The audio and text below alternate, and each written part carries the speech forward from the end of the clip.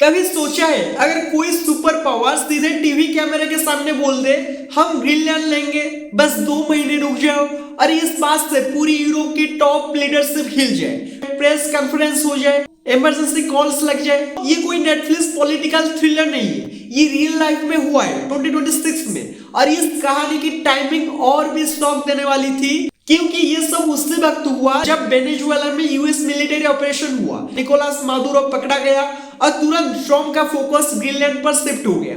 आज की वीडियो में हम ब्रेक डाउन करेंगे ट्रम्प अचानक ग्रीनलैंड के पीछे क्यों पड़ा, यूरोप की रिएक्शन इतनी स्ट्रॉन्ग क्यों थी, आर्कटिक रीजन का असली ग्लोबल गेम क्या है, rare earth metals plus Russia plus China का एंगल क्या है, और अगर यूएस ने ग्रीनलैंड फोर्सफुली कैप्चर किया तो वर्ल्ड ऑर्डर का क्या होगा। वीडियो एंड तक देखना, क्योंकि trust me Arctic cold war शुरू हो चुकी है और हमें पता भी नहीं चला। 6 जनवरी यूरोप के 7 प्राइम लीडर्स एक जॉइंट स्टेटमेंट निकालते हैं। France, Britain, Germany, Italy, Poland, Spain और डेनमार्क। स्टेटमेंट में लिखा था बर्ड्स की इनवियोलेबिलिटी यूनिवर्सल प्रिंसिपल है और हम इनसे पीछे नहीं हटेंगे। सिंपल मीनिंग, ट्रम्प ग्रीनलैंड को छूना भी मत।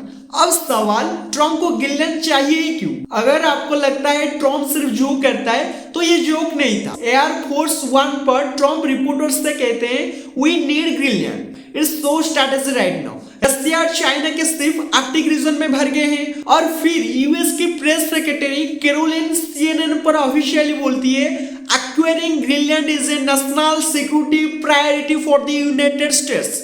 मिलिट्री ऑप्शन भी टेबल पर है। बस ये वर्ड्स यूरोप को पैनिक मोड में डालने के लिए काफी थे। अब आसान भाषा में समझते हैं ग्रीनलैंड इतना इंपोर्टेंट क्यों है। ग्रीनलैंड लिटरली सबसे छोटा मिसाइल रूट है यूएस और रशिया के बीच। वर्ल्ड वॉर 3 सिनेरियो में missile tracking, early warning systems सबसे क्रिटिकल पॉइंट ग्रीनलैंड। लेकिन अगर पूरा आइलैंड यूएस के पास होता तो पूरा आर्कटिक कंट्रोल अमेरिका के हाथों में जाता। सेकेंड रीजन, ग्रीनलैंड के अंदर ह्यूज रिजर्व है, rare earth metals, uranium, nickel, titanium. China अभी ग्लोबल रेयर अर्थ मार्केट का 90% कंट्रोल करता है। अगर अमेरिका ग्रीनलैंड ले लेता, चाइना का मोनोपोली खत्म। थर्ड रीजन, आइस मेल्ट होने से न्यू रूट्स खुल रहे। रशिया का नॉर्थर्न सी रूट, कनाडा का नॉर्थ ईस्ट पैसेज, ग्रीनलैंड के पास सेंट्रल आर्कटिक रूट। इन रूट्स पर कंट्रोल का मतलब ग्लोबल ट्रेड पर इन्फ्लुएंस। अब सवाल, यूरोप ने जॉइंट स्टेटमेंट क्यों दिया? स्टेटमेंट आया वेनेजुएला स्ट्राइक के तुरंत बाद। यूरोप को डर था अगर ट्रम्प वेनेजुएला में बॉल मूव कर सकता है तो आर्कटिक में भी कर सकता है। ग्रीनलैंड डेनमार्क की टेरिटोरी है। अगर यूएस यूरोप की लैंड पर दावा करे तो कल किसी और जगह भी कर सकता है। अगर यूएस ग्रीनलैंड लेता, रशिया आर्कटिक मिलिटराइज कर देता। यूरोप को 2 फ्रंट कोल्ड वॉर का डर था, इसलिए यूरोप ने बोला we will not stop defending them.